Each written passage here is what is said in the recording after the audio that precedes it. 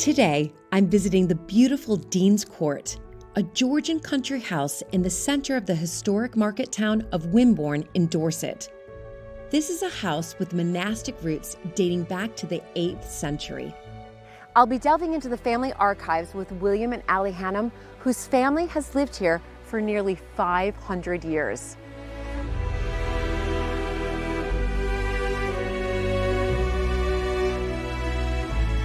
This is a historic home brimming with fascinating stories to tell. This is early 8th century. 705 AD was the date that the monastery was founded. This is the sort of classic 1930s. I'm left speechless by the beauty of the decoration and the creativity of the women who have lived here, past and present. I can't resist lending a hand as a shepherdess. I got a little bit left. I want to give it to you. Come on. And I wade in to give fly fishing a whirl. Lovely. And fish upstream. Oh. That would make sense.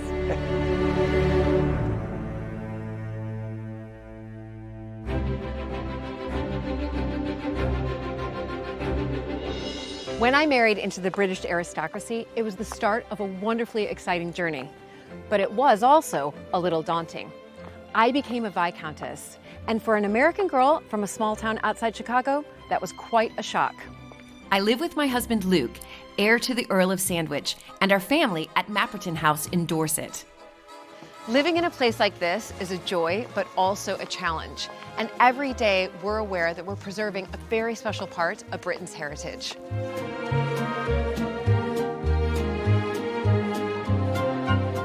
Mapperton has opened up an extraordinary new world for me, and I can't wait to share it with you all.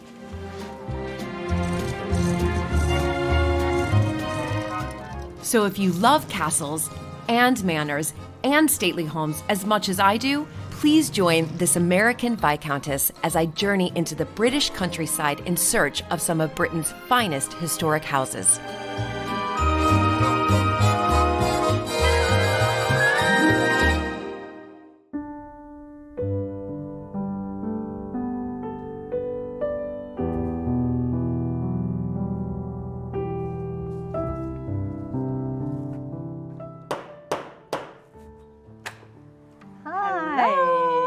How are you? Oh, I'm great. So nice to finally be here. Oh, welcome to Dean's Court. It's good to have you here. So nice, Allie. I've been wanting, as you know, I've been wanting to come here. I know. So, because you are practically neighbors. I know. 45 minutes away. Exactly. Yeah, come down here. William's here. Looking forward to seeing you again. Hello. Good. How are you? So nice to see you. And oh my goodness. Oh, okay, so this is a baby. A baby. So exciting. This is Lottie. Hello. And my daughter, and Dan, her husband, and baby Maisie. Hi. They've been living with us for 18 months. Look at that. Yeah. At the beginning of COVID and never left. And never left. Well, I can't wait to learn more about the history of Dean's Court, because just walking up here, it's just extraordinary. I mean, Did you get a sense when you walked in of sort of tranquility and an oasis of calm? absolutely. That's what I found was so extraordinary, because all of a sudden I arrive here, and knowing that steps away is Wimborne, and it's tranquil, it's beautiful, it's serene. What this goes back to, I like to think, is that there was a monastery here a very long time ago. And I think that sense, that feeling of sort of almost spiritual tranquility still pervades the gardens here. I'm glad you picked up. Yeah, no, I absolutely absolutely did. But the history of Dean's Court, I know that it dates, it's 8th century. Yeah, so that's originally 8th century, but then it's been added on. Yeah. So there's an 8th century house buried in the core of the building, which we'll show you later. But there's a Georgian wrap around the sides. Yeah, I mean, it's Georgian. And when did you actually take over the running of Dean's Court? About 12, 13 years ago, I started coming down from London to take over. But we really didn't move in until, about 10 or 11 years? 11 years ago. Yeah. Yeah, we sort of We tried, as probably a lot of people do at the beginning, to keep our businesses going. Yeah. I had an antique business in Gloucestershire, William had an art business in London, but within a few years we realised this was not going to be possible. No. So actually we just moved in and start our own businesses here. Right, because when you move into these historic houses, they become your Yes, business. I mean, that's what's happened now. That's what's changed so much over the past really 50 years. So this is your business, and then as far as renovations, because I know what it's like living in these historic houses, it's constant repairing and restoring. What have you both done since you moved in 10 years ago? Well, we put 2 new bathrooms in it. And the very first central heating. We put a few radiators in downstairs, but before that it was just fires or you froze. That was Fires, you froze, and there was only one place to use a bathroom. Yeah. Right. Yeah. That's right. People used to arrive for the weekend. Typical. And they would literally, in the winter, not take their coats off. We've got some rooms that were redecorated in the 1930s, which we'll show you, and actually we won't change them. Great. And that's a very important feature, I think, of looking after a house like this. You want to keep it up to date, you want to keep it as a modern, livable in home. Yes. But every time we do a makeover in one room, we try to keep a few elements of the previous generations so that the story and the continuity works. And then I you love get that. also I you love get that that. layered look, which is what we all absolutely love about all these It's like historic houses. Yeah, because it's like you want to be able to walk into a room that has your touch, your legacy in it, but also at the same time, it's combining everybody else who's been in that room before you. Yeah. So making sure all those elements stay within the room, but you're adding into that as well for future generations. I feel you've always got to keep adding, or else they right. They literally don't move forward, do they? And then they get stuck in the.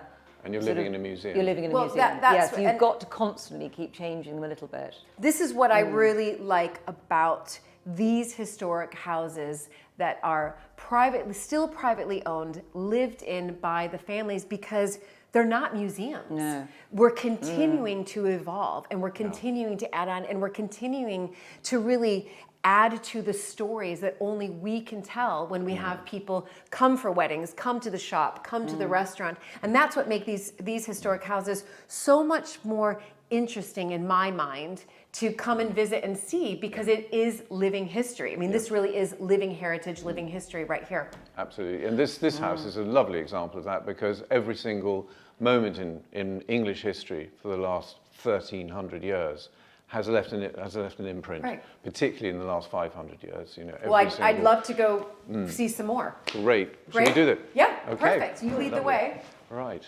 I think that's an interesting thing. This one piece will make 52 layers. Watch on mobile devices or the big screen. All for free. No subscription required.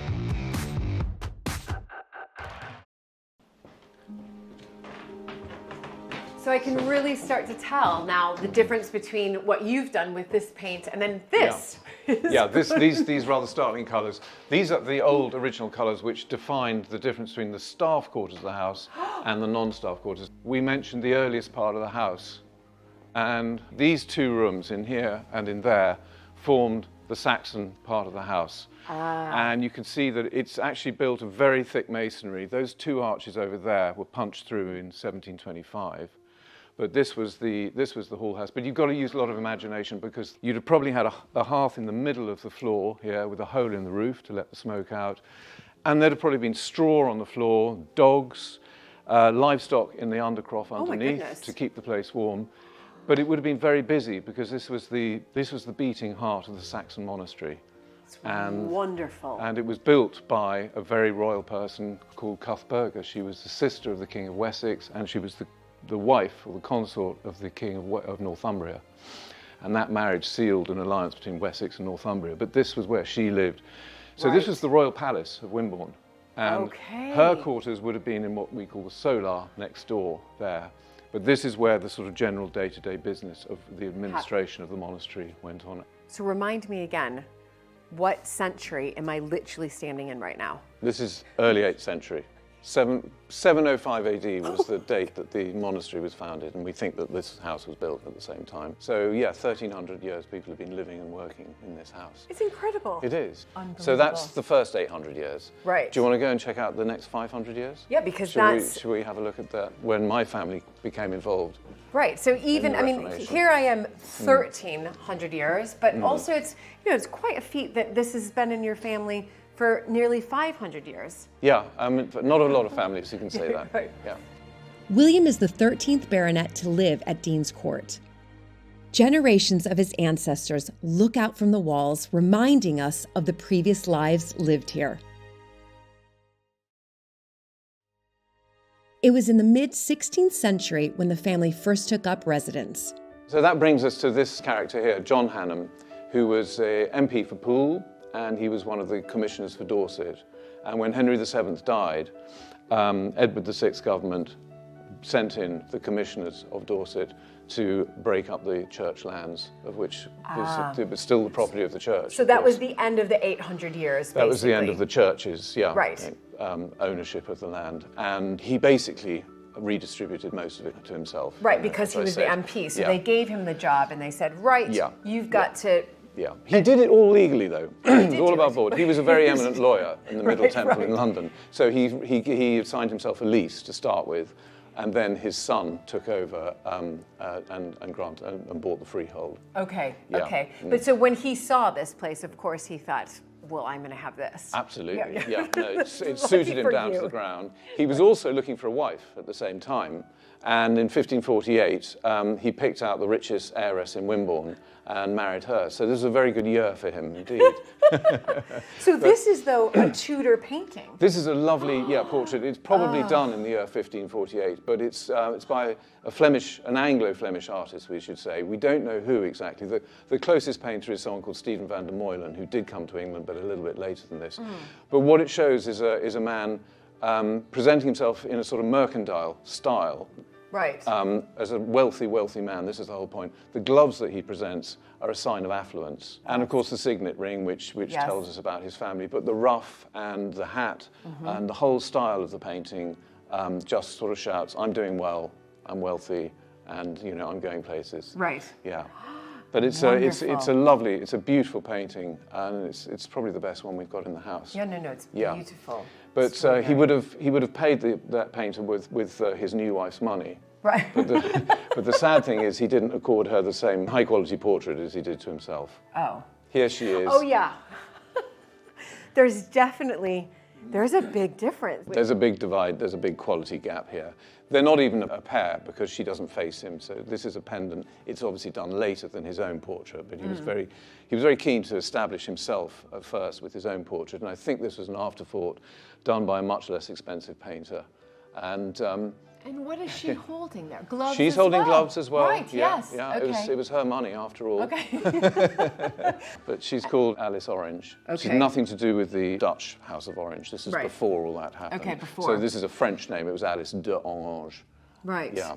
Fantastic. But there you go. It was the third baronet, Sir William Hannam, in the mid-18th century who transformed the layout and appearance of Dean's Court. The Saxon Great Hall was wrapped in a sequence of Georgian rooms, and the facade of the building we see today was added.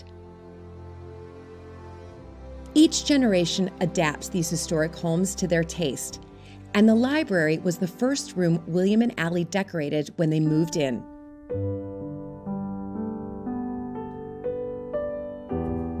So this is the library. Oh wow! I can see you've definitely redecorated in here. This is lovely paint color. Yeah. This is the first room that Ali and I set about painting. The thing about this room was it was unbelievably dark when we came in here, because it was actually a very dark turquoise colour, but all the window surrounds and the door surrounds and the fireplace surround was all covered in this wood graining. This is actually just painted wood graining from the 1930s. So you can imagine with the bookshelves and everything, this place was just so gloomy. And what we did was try to drag the light in from outside. It's cheered the room up. It's wonderful. And what do we have here then? So this is a little group of objects which relate to an ancestor of mine called Captain John Hannam, who fought very bravely in the first Sikh wars in the Punjab, which were not very well known about, these battles, but they were some of the bloodiest in British history. And here we have a letter that he wrote home in 1845 from his tent in the Punjab. Battle is around, so he's fighting in sort of mid-1800s, 1840s, yeah. 1840s, yeah. okay. These are the medals he got from the 3 main battles. And so while he was quite a hero then. He was a hero. He came home, quite decorated and, a heroic survivor. Very decorated. But he came back to England. He was posted to Preston in Lancashire. He married. He had a wife called Amy, who's a very interesting personality as well. But they were living up there, even though they had Dean's Court. And this was their home. So this was his home. Yeah. He comes back after, and he's married, but then they move away. Being in the army, he had to go where he was posted. One day in 1861, he punished a very young 18-year-old Irish private very, very severely for a tiny little infraction. He'd sent him to get the names of some children that were bothering some of the staff. And he went out and he could only get one name because the children ran away. And he came back and reported this to Captain Hannam and the colonel, and they put the poor private on a charge. And that was a very nasty business in those days. You were constantly having to get up in the middle of the night and clean your kit, and you were humiliated by having to walk around the barracks and salute all the sentries. Oh my God. So he was this 18-year-old Irish 18-year-old Irish man, was really punished. And he went and got his musket and he loaded it. No. Yeah, and he waited in the barracks, by a wall in the barracks, until Captain John Hannam and the colonel came walking across, and he took aim. He was a very good shot, and the bullet went through the colonel first of all and then lodged in Captain Hannam, and the colonel died within a few hours, but Captain Hannam took 2 days to die with his wife beside him, taking instructions about how to manage his estate after he'd gone. You're kidding me. Yeah, and she wrote very, very heavily about this afterwards, and we have a very long letter here. No. Well, and it has obviously, it's got the black border around it. Yeah, that's the mourning. The mourning, when you wrote letters, when you were in mourning, that's when you're in mourning. But in that letter, she describes how when he was dying, he actually forgave the private that had shot him. And he said, I hope to go in peace. And that includes the man who's killed me. And I can see even in here, because it says, "Dear children," but it says Monday, the 9th of September, 1861, we started a very happy and merry party. So she's really describing the day to her children in this letter. Yeah, they wake up, it's a normal day.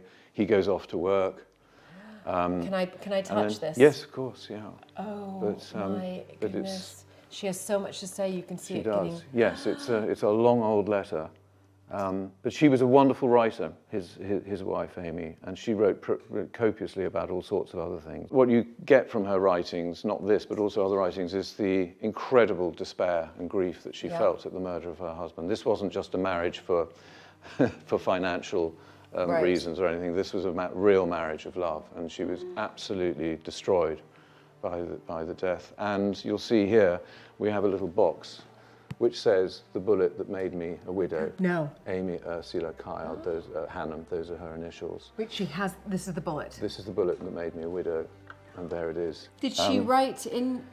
Yes, and there she is written on the day that he died, this extraordinary sort of outpouring.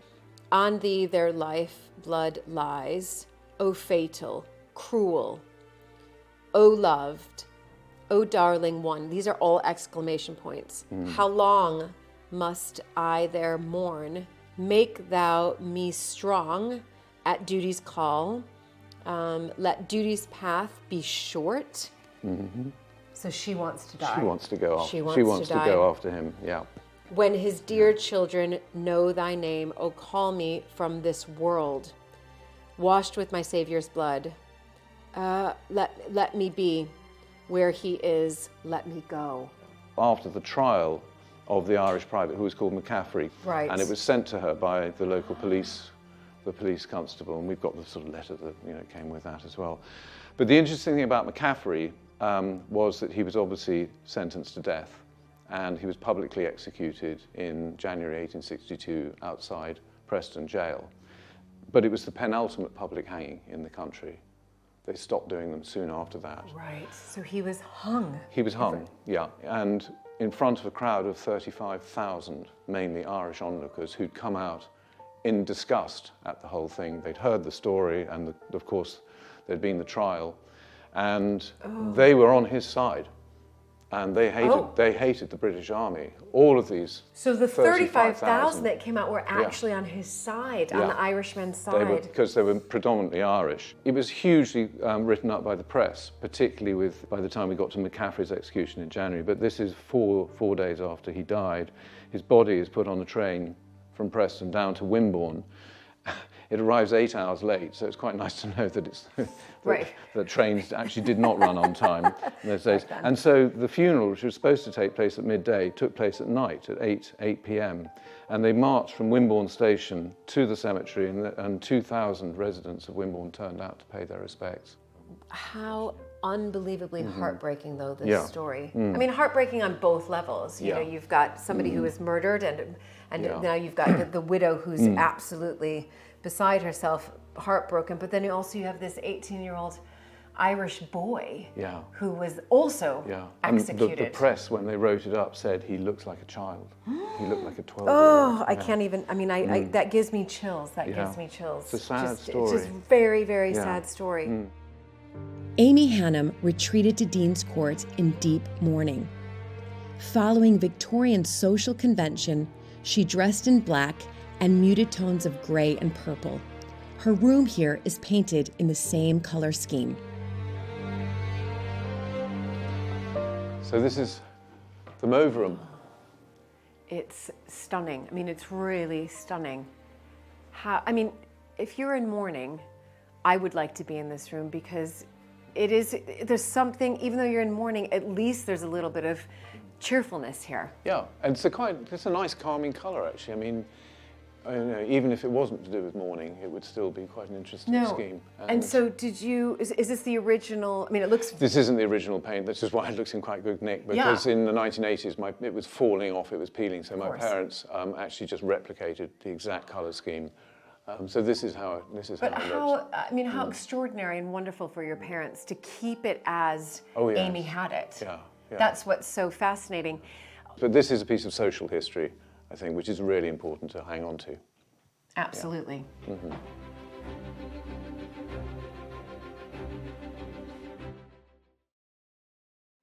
I'm very happy Buster's coming with us. I know, he does actually love a visitor.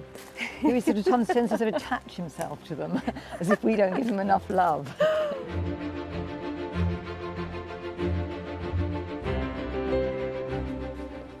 So here we are coming to the kitchen garden. Lovely.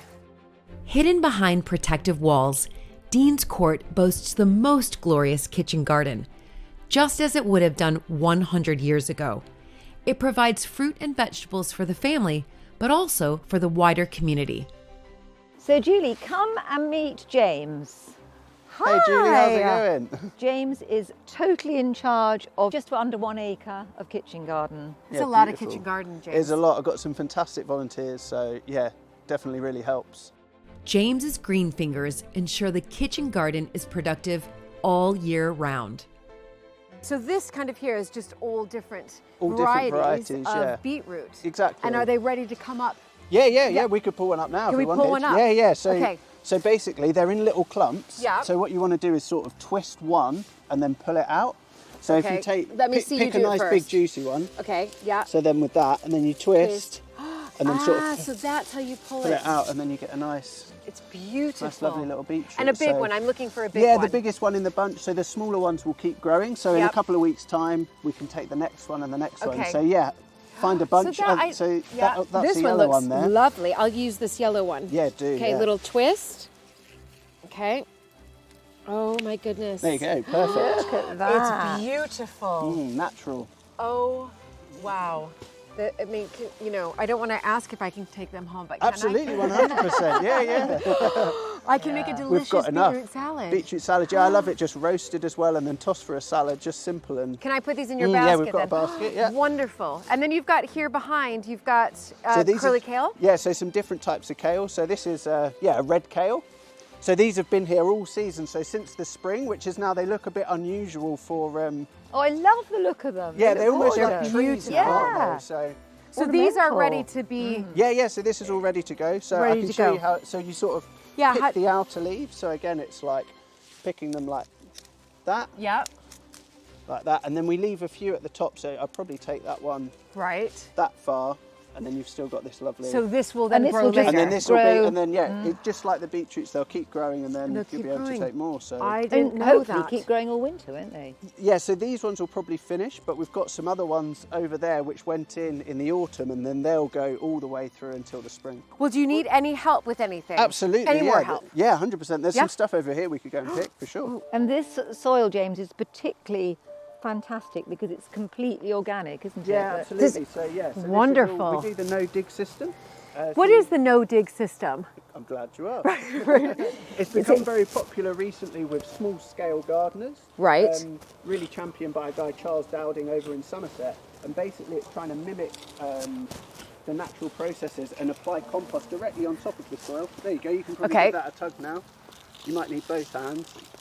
There you go, well there you Okay. go. And then you can just Shake it that up. all off. Okay. Wow. This soil is particularly fantastic soil because this was the first kitchen garden in the country to be certified by the Soil Association. So it was William's mother, Jane Hannam, when she came here in 1973, turned it straight away over to an organic garden. So she was, a complete... So she was a real pioneer. Oh my goodness, a complete pioneer in the organic movement, and she was sort of mixed with the very, very early movers and shakers in the organic world. That is very early, 1973. 1970, when what the rest of the world were doing in 1973, they didn't have a clue about. No, I mean, we were fertilizing everything. Yeah, it's fantastic. So this soil is particularly amazing because it's probably been organic for longer than any other kitchen garden in England. Really fantastic soil. I mean, and that's why I wanted to put a lot of it back. Yeah. We'll cut this off and it will go in the compost anyway, Yes. and then it's coming back here. So it's nothing's wasted. We That's the whole thing, compost isn't it? Also, it's all about composting the whole time that James then puts back in wonderful. the... I mean, that is on the what kitchen. it's about, giving back, and Yeah. and that is what it's giving back to the land, Yeah. and then the land giving to us, and it's just this wonderful, perfect cycle. Closed loop system. That's right. 100%. That's what we want. This one's enormous, This that one is cauliflower. enormous. Yeah, we can let you. Yeah, these are all cauliflowers growing up. I have to watch you do it I'll first, harvest though. one, and then you Okay. can harvest the big one. The How big about one. that? Okay, So brilliant. you're just going just underneath, Yeah. and then just use this as a serrated knife. So just like a bread knife, it will cut through, Ah, and then there you go. wonderful. So in there is a cauliflower. So we'll pick off these Okay. outer leaves. But James, would you use the outer leaves? Yeah, you can cook Yeah, with them. I would use not them. Not the biggest. No, outer not leaves. Right, That would be you want the quite young rough, ones. But Yeah. these younger ones inside, absolutely. So I was just picking them off to reveal. Look at Little Fabulous cauliflower. cauliflower. that. Is, I'm just Look at gonna that. really be naughty here. Yeah, I don't even mind if I get some soil in my mouth, because now I know it's that organic. it's been organic since 1973. Yeah. So this is like the It's all best the good soil stuff. in all of England, is what I think. 100%. That is delicious. Right, Okay. so I'll give you that. All right, this is a Whopper here. Yeah, you've got a monster. Okay. That is a whopper. Okay, so I'm gonna go at the base. That's it, perfect. Okay. Just like, slice of bread. Okay. Yeah. How was that, James? Is that Amazing, all right? that's brilliant, yeah. Okay, I'm gonna hand you back that knife. Yeah, perfect. I'm gonna pull these away, and it's the big reveal right here. Perfect, yeah. Oh my goodness. Look at this glorious cauliflower. Yeah. So we'll roast that up. Incredible. It'll be delicious. It certainly will. I just have to have a little bit of that The right here. goodness, Yeah, 100%. Yeah, organic, fresh, Best raw cauliflower I've ever had. Cauliflower. James uses the organic ingredients from the kitchen garden in his cooking, conjuring up the most delicious recipes. You're cooking a curry. I'd love to come and help you. Amazing. That would be Yeah, fantastic. 100%. Any help's great. So should I meet you later? Yeah, I'll grab the veg together and we'll meet over there Okay. shortly. Oh my gosh, brilliant. Thank you, James. This has been eye-opening, fantastic.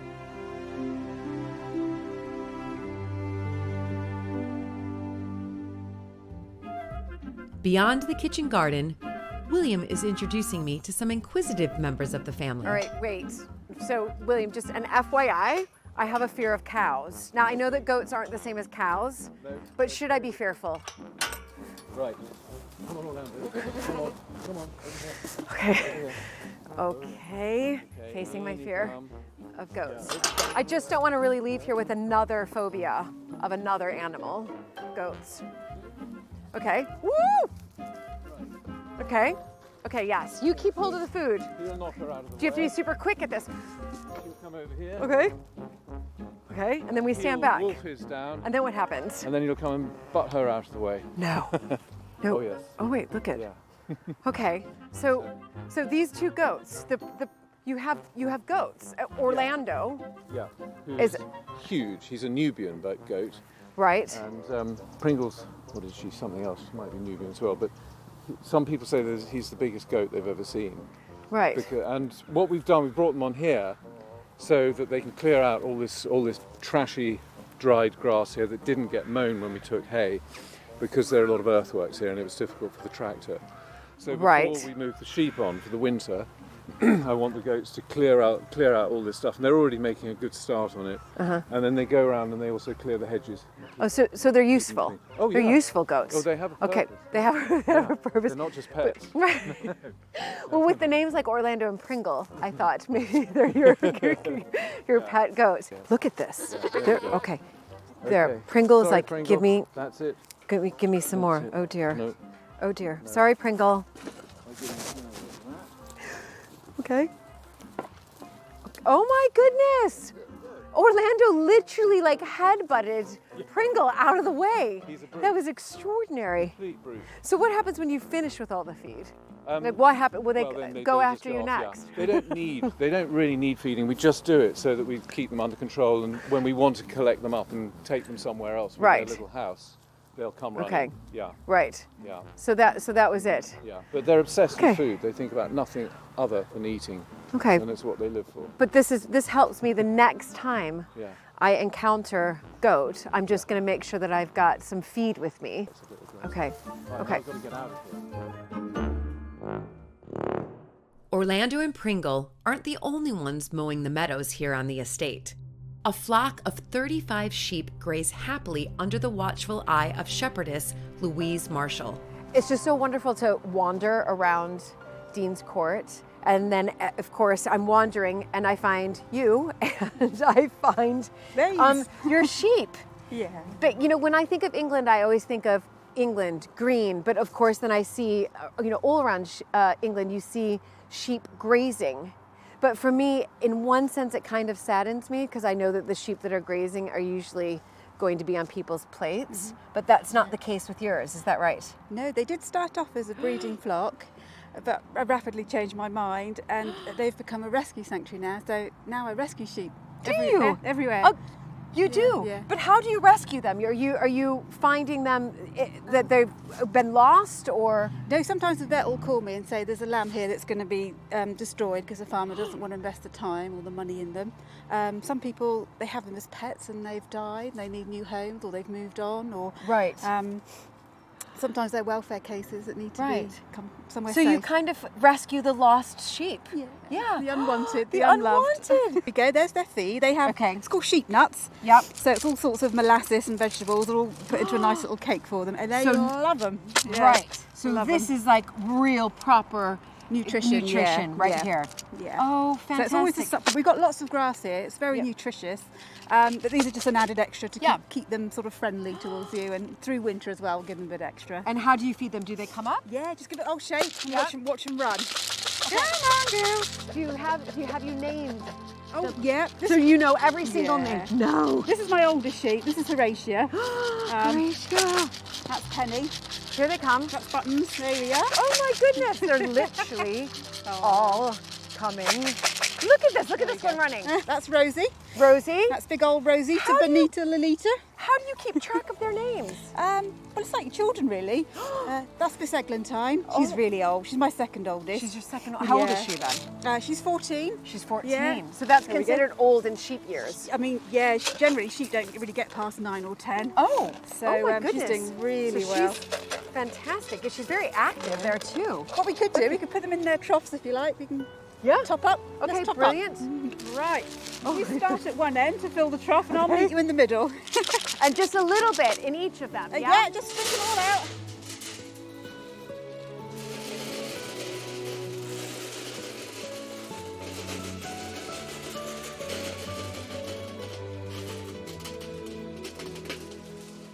So Here they all go. How brilliant. All done. How There you brilliant. go. They love their food. And they're all healthy. They're very healthy, yep. You've nursed them back to life, really. Yeah. Some have really horrible injuries, but yeah, they can all come, if you spend the time and the effort, they all come good again. So you're still rescuing? Yeah, If you still hear rescuing, yeah. or somebody contacts you, you'll take another... There's two commercial farms around here, and in lambing time they'll often have an orphans, or they'll have a mum that's lost their lambs in delivery, and they don't want to keep the mum anymore because she's not a good breeder for them. Right. So she'll come here in sort of retirement, really, like a luxury retirement home. Yeah, well, exactly. I wouldn't mind that. I mean, look at you get fed. You're on this beautiful estate here. Who wouldn't want to retire here?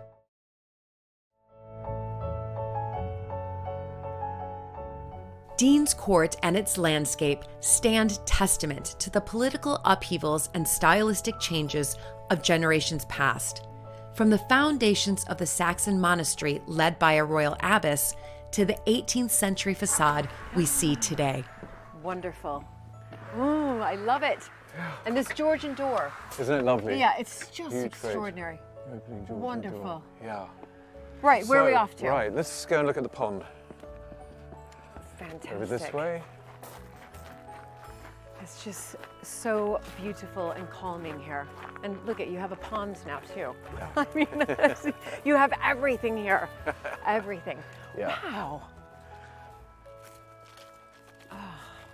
So. I mean, this is just so lovely. I mean, I would think I would want to swim there. You know, William, I'm a big cold water. You could do lengths. It's 125 yards. I'm not sure if I do lengths. I like my 2-minute cold dips. So it's quite cold, I assume. It is pretty cold. I mean, I've only been in the summer clearing weed, but it's not very deep. It's about 4 or 5 feet deep. Right, so that's perfect for me to do my dunking. Yeah, it's absolutely. Brilliant. This was probably a Roman reservoir originally, because we had a Roman fort just across the fields there in about AD 45. Okay. A huge garrison with 4,500 legionnaires, and we dredged it in 2013. We took 1,000 tons of debris that had all fallen off the trees out, spread it over the field next door, and found huge amounts of stuff. I spent a week in there with a metal detector. You're kidding me? Yeah. Oh, so fun. That is so fun. One of the things that I found is this, it's a Roman coin. It's a Roman coin with the head of Claudius. Wonderful. Which makes perfect sense because Claudius was the emperor at the time, and he issued a license to the garrisons in England to mint their own coins to pay their armies, which was eminently sensible Roman practice rather than shipping money from Rome to the across the empire. So that was a very nice. I mean, did your find. metal detector go? Ting? I mean, was it like? It was pretty busy. Yeah. You must have been so excited when you found this. Yeah, because that sort of does confirm that this piece of water is pretty ancient. It's pretty ancient. Yeah. Well, as is all of Dean's Court, really. Yeah. But there have been people living and operating it. Now, this is the other little thing I found. Okay. It doesn't look like much, but it's a Saxon dress pin. And the British Museum have got lots of these with that particular design. It's called polyhedral with dot and pin pattern. But they date usually from 600 to 900 AD. So the timing is pretty good for a Saxon pond. And I imagine that what was common was for the Romans, when they left reservoirs everywhere because they were obsessed with water, even in a country like England. But of course. I mean, look at Bath Spa. Exactly. And of course, when the Saxons sort of took over, instead of digging new ponds, they just took over Roman reservoirs and usually expanded them. And it was very common practice for monasteries to do the same, because monasteries needed fish ponds because they had so many days where they couldn't eat meat. Of course. So they ate fish. Yeah. But next to the pond here, we've got these two incredible trees. And this is the swamp cypress. Yes. Which is 110 feet tall. And next to it, the tulip tree, which is about 95 feet tall. Two American trees. Which, anytime I hear the word American, I'm like, yes. Yeah. So why do you have 2 American trees here at Dean's Court? That's a very good, I mean, no, I'm very just- good question. Yes. We think the only possible explanation is that they were planted here by Thomas Hannam, who sailed to America. When he returned in early 1607, that he brought them with him and he planted them here. So these are, I love doing maths here, look at me, I'm all about aging everything, over 400 years old. 415 something, yeah. And something you like know, that. I have to ask this, is there a point that they stop growing? Do they, Right, mind the root there. do they continue?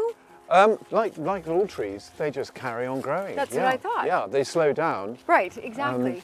But As long as they're healthy, yeah, they seem very exactly. healthy. You know, the only bit of the tree that's really alive, of course, is the outside bark, Yes. the outside Yes. wood and the shell. I mean, But, this point of as view you move is, back from this swamp stripes, you can see unbelievable. it's at least twice the height of the house there. This is an exceptional tulip tree. Usually, they only live for 300-400 years, but at the most. But if they're situated on gravelly soil, and they've got plenty of water like they have Yes. here, they apparently in America they will go on for 500 years.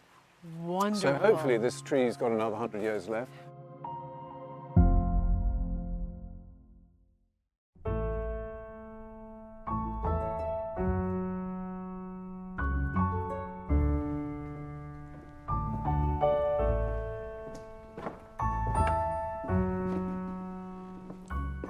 Hello. Hi, Julie. I thought I might find you here. Yeah, to the morning room. Excuse the chaos. No, I love, Excuse you know, the I've just done a boxes. little bit walk around myself, and every room is so different. Very different. Which is wonderful. And it's like you're walking back into time in some of the rooms. You know, I've Yeah. just gone from the library, Which is obviously the room we've completely redone. redecorated, Yeah. but here, where am I walking into right now? So you're- what century? You're walking into a bit of a mixture in here. You're walking into a room that was, the wallpaper goes back to 1868 and the painting is 1930s. It's the one room we're not really quite sure what to do. We absolutely love it. We've just taken the carpet up because it was completely moth-ridden. The original carpet that was put down in here.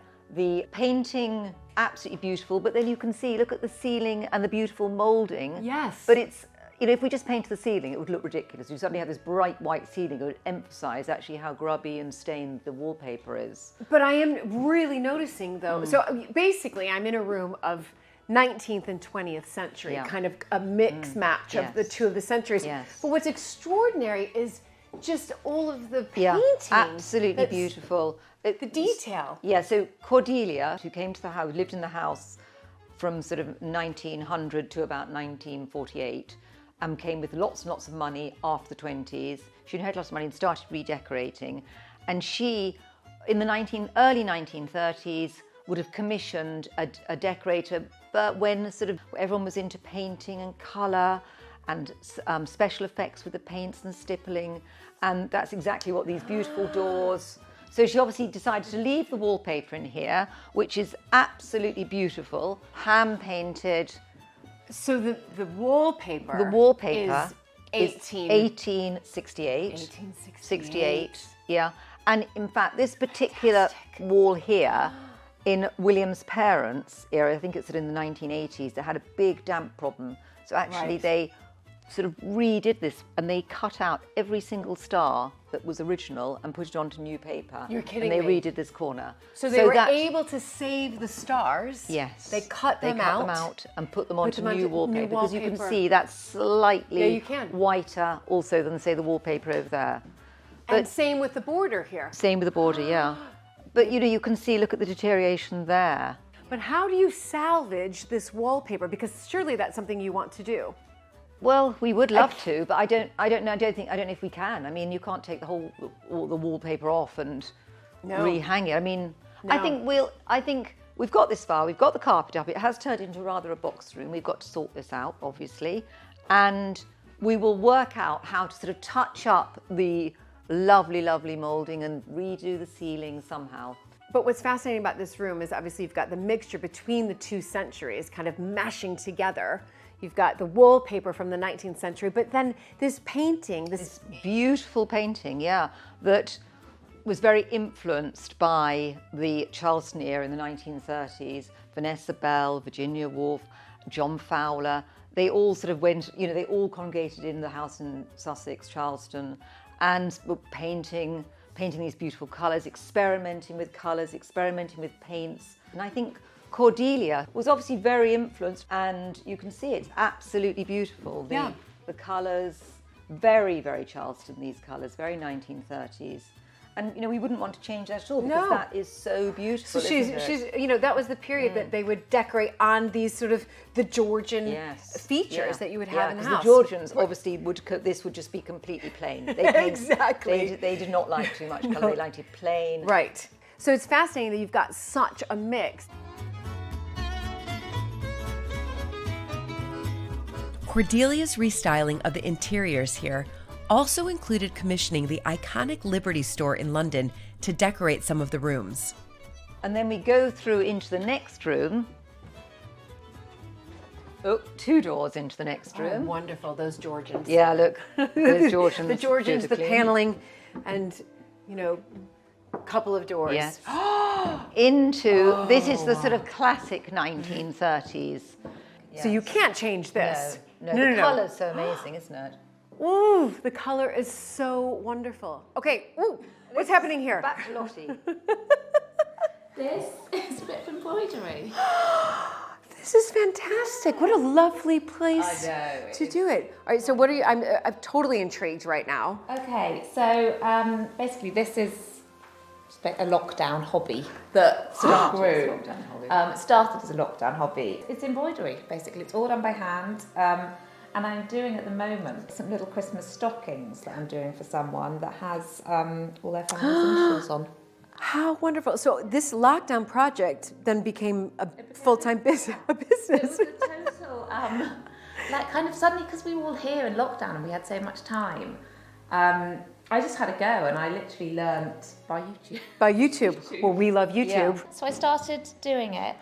Then I basically set up a little Instagram account for it. This is brilliant. And then it just grew. And but I think it's fascinating also because you're doing what they did sort of 100 years ago, but this time you're being a really fast forward businesswoman, which is trying to be. Yeah. No, it is quite, it's been fantastic. And it's been lovely during lockdown actually to do it. And nice that this room's being used again because it was a bit of a museum, this room for the wool. Of course. Since we've been here, no one really came in here. I think what's extraordinary is you're taking this lovely craft that's been around, you know, for a long time, but you've modernized it and making it into a business. So it's like this, I love it, this modern working mother.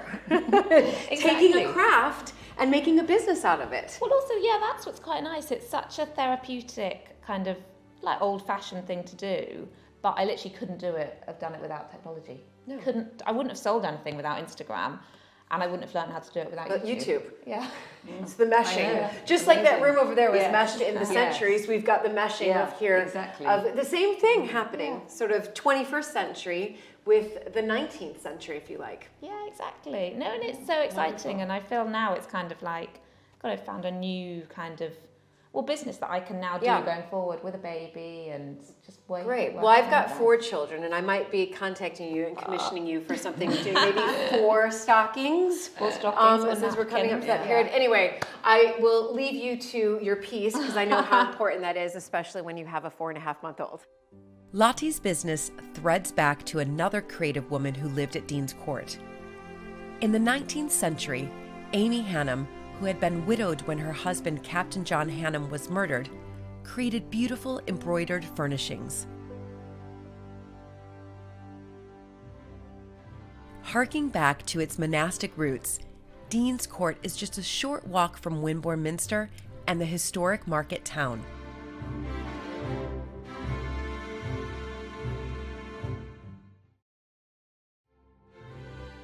Right, no, exactly. You can literally just walk into town. I mean, how extraordinary. I mean, it wouldn't be a complete walk without Buster. It wouldn't. I mean, so this is lovely though, just walking through here. And then, you know, it develops your sense of surprise. So rather than just having a straight path Yes. to the town. No, exactly. But was it always like this? No, there was a track. You could just about fight your way through the laurel. We've extended it because this is where the wedding guests, when they arrive, come. So this is the entrance just for you, is that right? In one sense, this is like your private entrance. In one sense, yes, exactly. But it wasn't always like this. This used to be the vehicular, the car entrance to the house, and then we followed an avenue of chestnuts, which is still there, and then came out to look at the corner of the house. You know, I was mentioning that Georgian trick of having two sides of the house to look at. There's a story behind this. There was trouble. There was trouble. There was trouble, yes. Right. Yeah. So I see. So they used, the two crests used to be up here. Yeah, and these walls were filled in. And these walls were filled in. Yeah. Okay. So what happened was in 1930 there was a big fight with the town over the ownership of the lane. The council came in, laid tarmac down, and Cordelia Hannam, who was the lady of the house at the time, a very formidable character, said, you've laid tarmac down, this is our lane, it belongs to the estate and the house, and it always has. And the council pulled out some bit of legal stuff and to try and claim that it was theirs now. And she was absolutely furious because she'd done so much for the town in the past. Her husband built the hospital, she gave allotments to the town, she built the rectory and gave it to the minster, and every time the community needed something, she wrote the cheque. Right. And she was furious that they were treating her like this and basically trying to steal a piece of land off her. Of course. So what she did was she moved the big white gate that was there up to here, built these two stone piers, moved the fine Hannam griffins, crests onto the top, and she never went into town again. She went in, she closed all her trade accounts, and she literally refused to engage with the community again. The only thing she did do was every Sunday, because she was so devout, was go to the minster, but she built herself a little walkway over there, a walled walkway, which was her own private one with a locked gate, to get her as close as possible to the minster. So she was furious. Yeah, but she had because a problem. Of this, right here. Because she had a problem though, because she couldn't get to the nearest place to go shopping and do business was Poole. Right, yeah. I was about to say, how did she do her shopping? Without having to drive all the way around the town to get to Poole, she couldn't get there because the River Allen runs across the land here and is in the way. So she solved that by building that very fine bridge over the Allen and extending the drive 500 yards down to the road to Poole. And then she built a very pretty little lodge, a bungalow lodge, and two more piers like this with very fine wrought iron gates. And that was it. So that was her exit. She just couldn't. She couldn't even drive through the town. She couldn't bear to have anything to do with them. Extraordinary, the lengths people go to when they're furious. I mean, but heartbreak for her. She was a flame-haired lady, and she was. I think she was not to be trifled with. No. And so presumably there was a huge gate here then. There was a big vehicle gate here, and there was a little pedestrian gate there, pretty little white gate. Okay. Yeah. But you've opened this all up now. No, the court. She was taken to court, or she took the council to court. And the judge sat there and scratched his head and thought, God, I don't know how to resolve this. So he basically said, you've got to take the gates down, but the ownership of the lane is sort of still in question, and we've never really resolved it since then. Right. Yeah. Right. So What's it was, there was no judgment. I think with the yellow lines, we can say the council. Her barrister. Exactly. Yeah. She withdrew from the case, and I think that infuriated her even more, because her barrister said, you're probably not going to win. Oh my goodness. But then she also, in 1932, built this gorgeous squash court for her son, John, who was a mad sportsman. And then she built these two 1930s garages. And then when we came here 12 years ago, this was all completely derelict. It was literally overgrown, just a farm gate here, and just came in. The squash court was structurally quite sound, but completely derelict on the inside. So then did you have thoughts of what you wanted to do I with was by slightly starting to miss my antique shop in Gloucestershire, and was saying, with my shopkeeper's hat on, saying, this would make a fantastic shop, because it's just right on the corner of town, this would make a fantastic shop. So actually we did we'll take you inside, we did quite as a basic restoration on it. It's wonderful. And then a year later, I kept looking at this 1930s garage. Yes, which was also derelict, is that right? Well, no, my father had an old Bentley which he kept in there. He'd stopped driving it for years and years and years, and it was sitting there just sort of rotting away. Right. And so in 2013, we turned it into our little cafe. Wonderful. Yeah, this is... Good morning, Anna. Good morning. Hi, Anna. Anna's just set up all the cakes, all the delicious homemade cakes. I think it's brilliant though, Ali, what you've done, taking this and, you know, really thinking outside the box. Here it was a garage,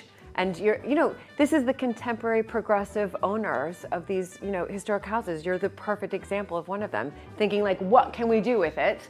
Yeah. Make it into a every cafe. asset. Use every Why asset. tear it down when we can, use it for, to make something like this? Yeah.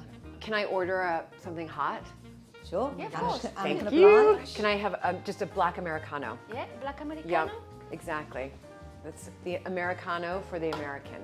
Do you want a piece of cake? Yeah, you are. I will have one later. I think I'm going to be having some lunch here, so I will definitely have that. Okay, perfect. Thank you so You're welcome. much.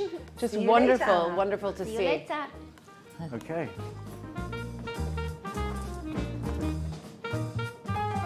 Yeah, so come over and see the shop. With her knowledge and background in antiques, Ali has furnished the cafe with such style, echoing the 1930s. So this is our shop. Hi, Alex. Lovely.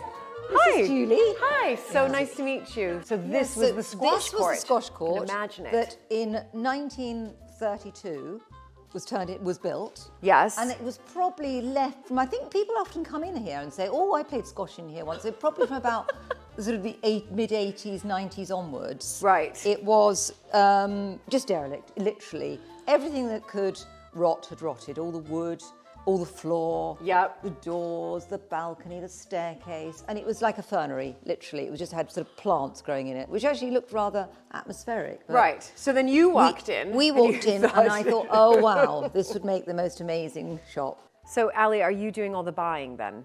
Yeah, I do all the buying, yeah. And I try to buy as much locally in Dorset as possible, so little soap makers and candle Yes. makers and all the people doing their different trades down here. But also I go to some of the trade fairs in Paris and London.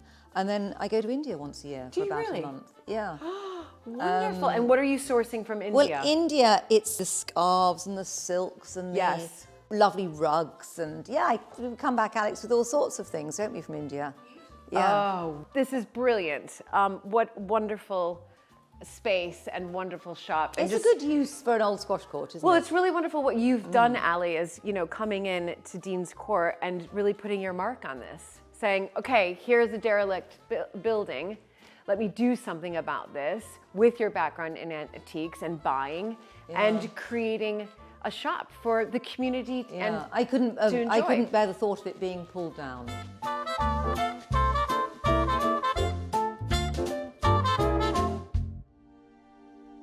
Just a short walk from the house, on the banks of the River Allen, William and his friend Guy spend mindful afternoons fly fishing for wild brown trout. How do you know it's a cracking? Because it says so on the tin. I hope I'm not gate crashing.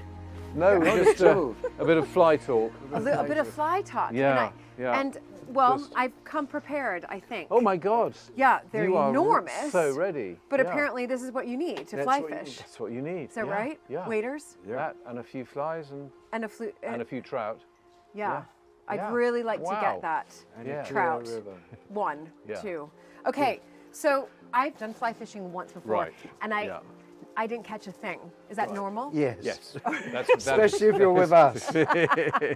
And with a slightly muddy river today because there was so much rain yesterday. So That the is a river problem, not actually, quite because it's like we're fishing on sight, so the whole point is to be able to see them through the clear water. Oh. And as it's completely cloudy, it's a bit difficult to know where the fish are. But I Okay. think Because you normally stalk them, you find a fish and then kind of stalk it. And then you stalk it. So So with now that- it's just gonna be down to luck. So now it's down to, pot luck. Okay, down Yeah. to potluck. Okay. okay. So you're going to wade her up. Take a chair. I'll take a A chair. rocking chair's not going to work. No. No. But where are your waiters? I thought this was We're the... going to sort of watch you. Are you just so seasoned as Guy's trout gonna fishers direct that you you. don't even need waiters anymore? Absolutely. Years and years of doing nothing but fish. That you don't need the waiters anymore. I mean, they are rather spectacular, though. Beautiful aren't they? waders. God, Very look at grown that. up. I know. Thermal lined as well. Wow. Listen, I need to come prepared. Woo! Look at this. And what are these dangling things for? That's to strap them on if you want, but No, I think that's meant to attach to something that you probably should have higher up, like a waistcoat Maybe or it's something, when I, to keep you know, to keep them up. when I land a fish. Yes, you can hook one on each I can side. hook it on each side. Now that would be a photo, right? That would be a I photo. could, okay, brilliant. Okay, so you've got Okay. you've got the waders on. There we go. Just gonna, You've got a couple now, of how many rods. years have you both been fly fishing? About 10 years. Yeah. Right. I So mean, you're, Guy, so you're once a year. semi-professional then? Once a year. but Guy and I cleared this river when we arrived here. It was almost grown over. You couldn't fish it at all. So he and I did got actually restore stuck it. in together. Spent a long time And it's amazing. clearing it. If we did a little, nature did quite a lot for us after that. It was an extraordinary experience, actually. Okay. Do I need a rod? Yes. You're gonna, Okay. we'll carry it for Okay. you. We'll be your gilly. That's brilliant. Thank you both very much. Okay. So probably, Judy, the best thing is if Guy gives you a little demo, Right. and the best place to do casting is in a field, not next to the river, because there's less to catch. Okay, There's less yes. things for the fly to get caught on. Okay. So if I let Guy give you a little Okay. run through, I'm going to keep out of the way. Right. Okay. So Okay. I'll just give you a very quick demonstration. Okay. Should I stand clear Yeah, of the... yeah, I'm just going to quickly just do a cast or two and then kind of get you to do the same. So just gonna- the idea is to get this tiny fly, imitation fly that we have on the rod, on the Right. line here, Right. is to get it out into the middle of the field and projecting it as far as possible, which is why we use a slightly heavy line to give us some weight. So the idea is to come back sort of like you're answering a telephone call, just at 90 degrees to your ear, no further, because if you take it further, the line will drop behind you. We want to keep the line in the air behind us and then pull on this as it's coming forward. So just like this. So we go back and we pull a bit on this, and we're using the line now to get out as far as we can to where the So you're fish, pulling this to where back the towards you. yeah, just slightly like that, and then up to here Hello. and then forward again, sort of moving forward until you find your final destination, Okay. where the fly should drop down in front of the fish, and then you bring it back to the bank. Okay, so you give it a whirl. So there we are. You take the rod. Are you right-handed? I am right-handed. Okay. So Where's my fly? it's here, the red. Is it supposed to look like a fly? Yeah. Okay. Oh, This doesn't, because it's got a bit of felt on the Right. barb to stop it coming back and Okay. hitting us. oh, okay, phew. But So there I'm gonna is- bring it back like I'm saying bring it- hello. And I yeah. might say hello, it might help me. Okay. And let the line go behind you, Okay. and then pull and go forward. Just a gentle. Hello? That's it. Okay. And then back again, Okay. because you're going to do it lots of times to feed the So I'm line gonna do out. lots of times. I would do this several times in a row. Yeah. Yeah, okay. Okay. The same thing. Okay. So. Okay, Hello? and then forward again. I didn't pull it. You didn't pull it. Hello? And that's, whoops. Now the heavy lines sort of come down through the rod. Let go of the line. If it's this difficult on dry land, I don't think the trout have anything to worry about when I wade into the water. Don't flick it, and remember what we're trying to do is imitate fly life. So when that fly lands on the river, it needs to be really gentle, like a real one. So you just want to almost feel like gently. Okay, okay.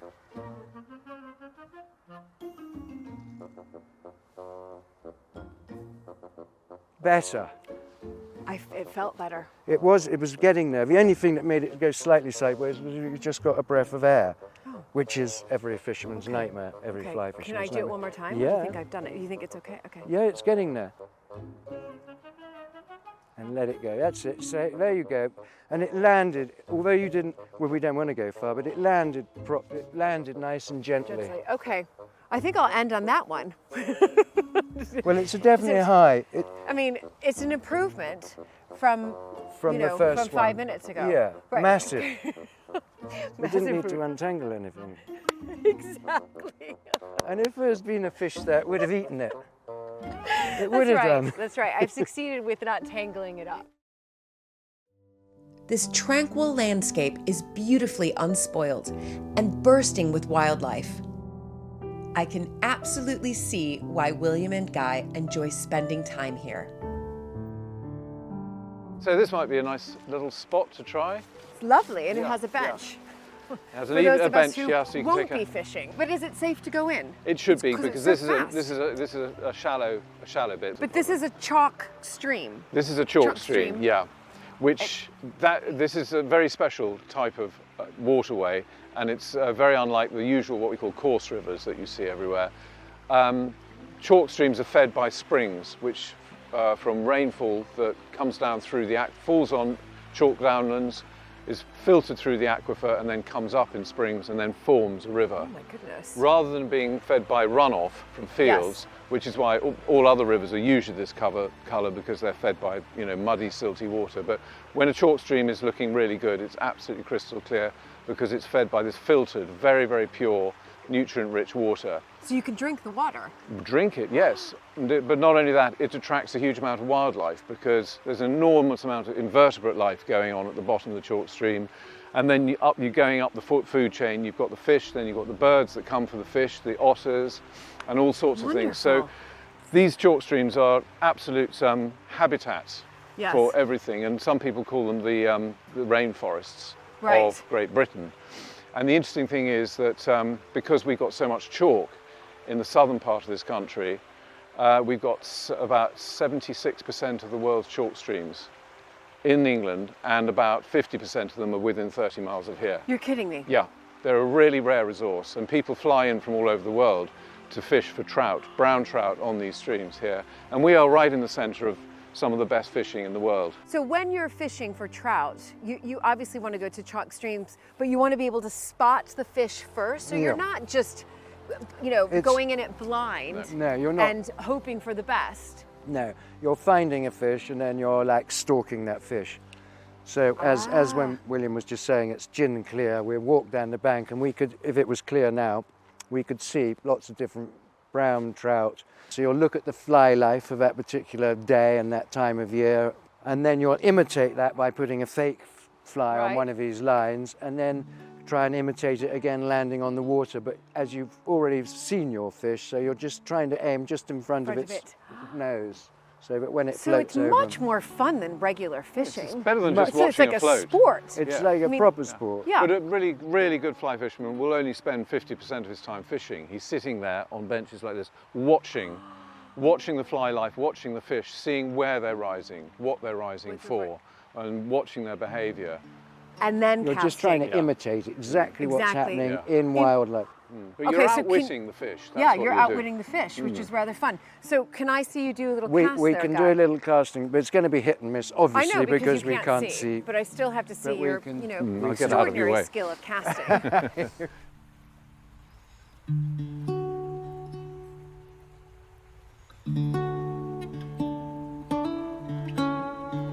I have to get in, and it's safe. What? Did you get one? Oh my gosh, I thought you got one. Afraid not. And all brilliant. the fish that we catch here, we catch and release now. Right. So everything that we catch goes back into the river. Fantastic. Which is great, I think. Yeah, which is great. It's just. I think that's right. It doesn't take anything out of the sport. And then it was time to put the waders to the test. Ooh. Is it deep? It's a bit muddy at the side. Okay. I mean, they're working. I just want to, Don't go here. Don't There's go a where? pool there. So go straight. Straight up. You sure? Yeah. I know it pretty well. I should say, okay. Like, I'm not going to just all of a sudden plunge to my. Yes. You need a rod, don't you? Okay. Where is it? Is Well, it to look professional. It's quite Where's fun. your? Okay, wait. Ooh, it's quite. I mean, Yep. the current. Hold on. Okay, I'm just gonna. Do you think that this is good? This is great. It's great. Take a rod. Yeah. So I really look like I'm Sorry, doing Willie. it. Okay. I mean, I'm not gonna. That's it. No. But you could I'll flick just it around. pretend. Yes. I'll just pretend. Yeah. I mean, I want to. Shut your eyes and do the Zen That's thing. right. I'll do the Zen thing. It's my yoga. There you go. So here's my thumb. Wait, hold on. Yeah, that went straight. Exactly. I like the hello. It's looking good. Like that. That's great. And then I'll just let it kind of sit there. The only thing, and Lovely. fish upstream. Oh. That would make sense. Yeah. Gosh, but you could really spend hours here, couldn't you? You could, and people actually, do. You tune in to the wildlife and the flies and everything, standing in the river with it going in and around your legs. Quite often you'll be standing there and fish will be like swimming in and around you. I mean, that's incredible. And then you've got the joy of all the other wildlife. We've got a pair of kingfishers. I really could spend hours here. I can see how many people spend many hours here because you're not just trying to catch that fish.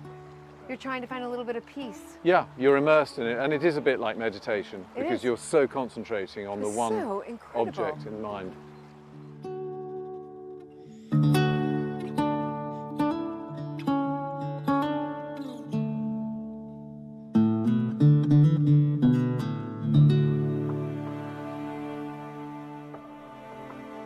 So, Julie, there's just one little part of the house I'd love to show you if you don't mind. Yeah, no. Down in the cellars. Please, yes, so please. Down the spiral staircase. So this spiral staircase. This spiral staircase was the one that was used by the staff pretty much exclusively. They weren't allowed to use the main staircase, but they could get from the cellars all the way down here, all the way up through the house, right up to the top.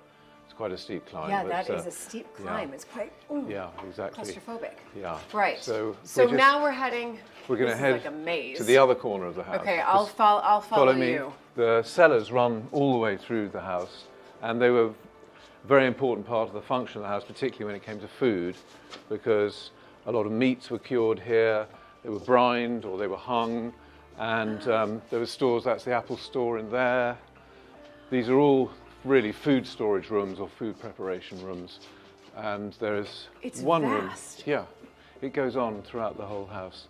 But this is the Saxon bit. We're now coming out into the Georgian bit, and you'll see they sprung the arches off the old Saxon bit. And this little piece of wall here is the only exposed bit we've got. So this is the outside of the house that was built in 705 or thereabouts. Oh my goodness. So you can see the outside of the house. So when I was standing in the hall, I was standing in the middle of where this wall would have been. Yeah. When we were standing in the hall, we would have been essentially on what you call the second floor, because you'd had to go up. But, but because this was an undercroft. But, and you'll notice here where we've scraped out a bit of brickwork here. This is an old window that was blocked up by the Georgians, and there's the lovely stone lintel there. And you can just make out the outline of the ancient window. And you can see that there's this whole mixture of different types of stone here, so they didn't mind what they used.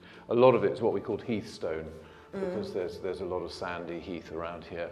And of course it was fairly light to transport and it was easy to build with. Right. But there could well be some Roman stone in here because they would just quarry anything that they came across. 1,300 years ago. Yeah.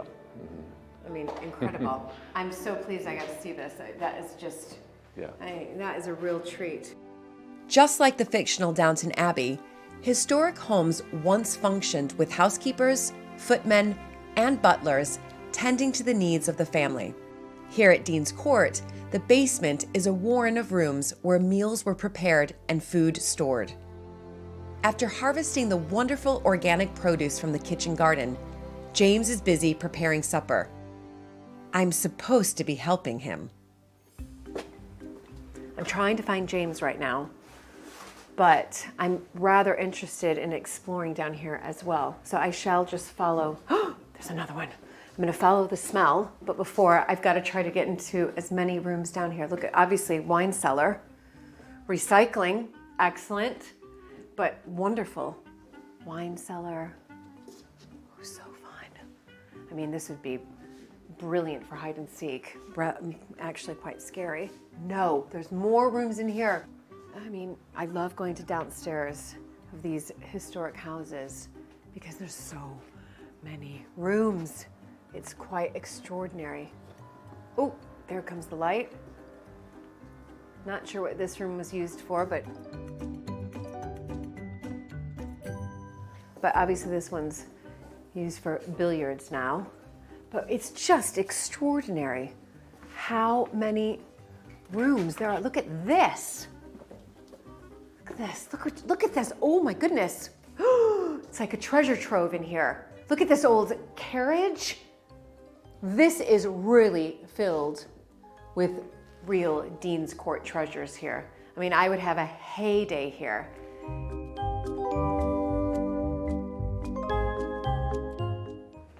this is where the smells are coming from. Ah, I hello. found you. I mean, it was so easy because it smells amazing. And oh my, it's beautiful. So yeah, cool. So what are you making then for? So we've got the beetroot that you picked earlier. So this is going to be like a beetroot chutney. So got loads of nice spices and some lentils and stuff. So that would be like a nice dipping chutney. Lovely. Then we've got some tomato-based sauce here, which we've used some of our own spices. So the coriander and fennel went to flour, and then I've harvested the seeds.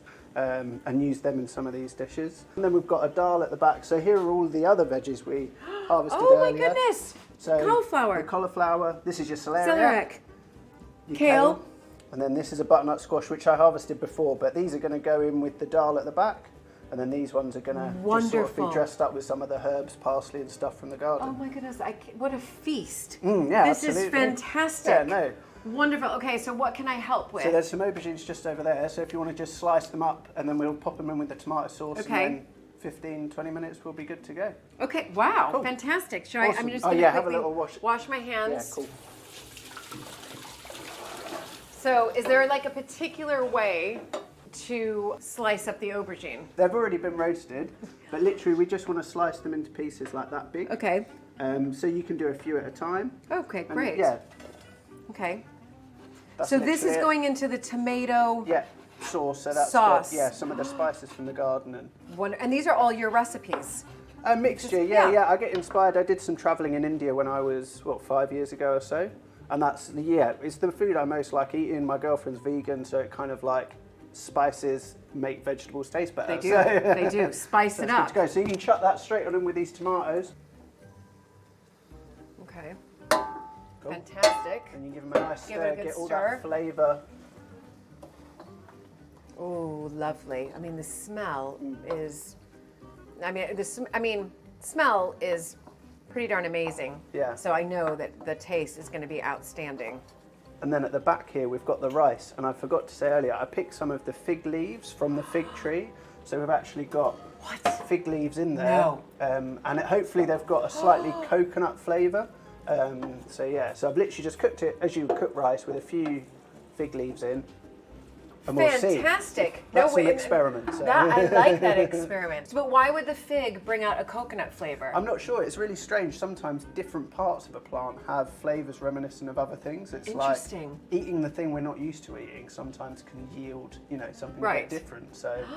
Well, brilliant. Well, Cool. Thank you, James. I'm so glad I found you. I was down exploring. It's the extraordinary beautiful down here, rooms, but I was obviously drawn to the smell of the kitchen. So brilliant. So I'll see you then later. Upstairs shortly. Upstairs Cool. shortly for Perfect. dinner. Lovely. Great. See you in a Thanks, bit. James. Bye. My visit to Dean's Court has quite simply been amazing. I've loved every second, and it's topped off with a wonderful organic feast in the dining room. But can I just say a huge thank you to all of you for just really welcoming me here with such open arms, letting me sort of, really spend a full day out. I mean, just from the beginning, learning a little bit about the history of Dean's Court, your ancestors, but also, that this goes back 1,300 years. I mean, that still blows my mind. But also that this house has been in your family for nearly 500 years. And then Allie, just looking at all the things that you've created here and, the kitchen garden, it's for you to find peace in and calm, but also your passion about. Lottie, I'm not just saying this, but just finding Lottie in that beautiful room, embroidering with the sunlight coming in and just bringing a pastime back to life, if you like, but also creating a business out of it. As I think it's just empowering women who are mothers as well, and especially young mothers, and that's not a lot of sleep. You're constantly, do you know what I mean? Right, you're feeding, you're it's a lot, and then just to find something that you were, really immersed yourself in over lockdown through the YouTube videos, and then now you've created this business. To me, it was just something beautiful about seeing you in that room that I really loved. It's just extraordinary. Cheers. To the American Viscountess. Exactly. To Dean's Court.